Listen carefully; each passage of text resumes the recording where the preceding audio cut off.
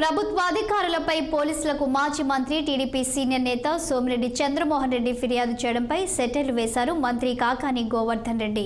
నెల్లూరులో మీడియాతో మాట్లాడిన ఆయన అభివృద్ధి సంక్షేమం ప్రాధాన్యతలతో ముఖ్యమంత్రి వైఎస్ జగన్మోహన్ రెడ్డి పాలన కొనసాగిస్తున్నారని తెలిపారు.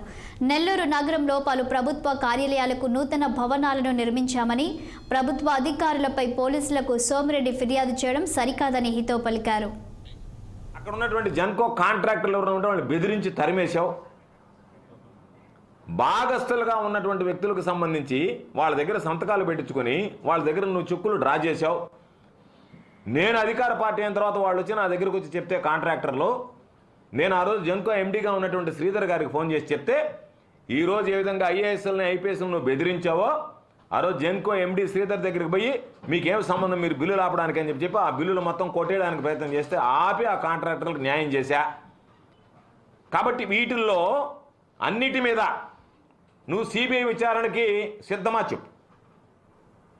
నా మీద సిబిఐ విచారణ జరిగింది కోర్టు కేసులో, నేను సిద్ధమని చెప్పా. సిబిఐ క్లీన్ చిట్ ఇచ్చింది. నాకు ఏమి సంబంధం లేదు, జాన్కో కాంట్రాక్టర్లు నేను చేయలేదు, నీరు చెట్టులో నేను డబ్బులు తినలేదు, రైతులతో నాకు సంబంధం లేదు, దేవరదెబ్బ గిరిజన కాలనీలో ఆ రోజు యాష్ బాండ్ పెట్టడానికి నా పాత్ర లేదు. వీటన్నిటి మీద నువ్వు సిబిఐ విచారణకు సిద్ధంగా ఉన్నావు చెప్పు. సరే, నీ పాడుగాల నువ్వేదో తిన్నావు, అయిపోయింది, దరిద్రం పోని కొని క్వార్జీ మీదనే నిలబడు. వీటన్నిటి మీద నేను నిలబడలేను. ఎందుకంటే అయ్యా ఇదేదో తిన్నాను, దరిద్రం అయిపోయింది, అదేదో మన ఎలక్షన్లో ఖర్చు పెట్టుకున్నాను, ఈ మధ్య ఖర్చులకి అయిపోయిందని అంటావేమో.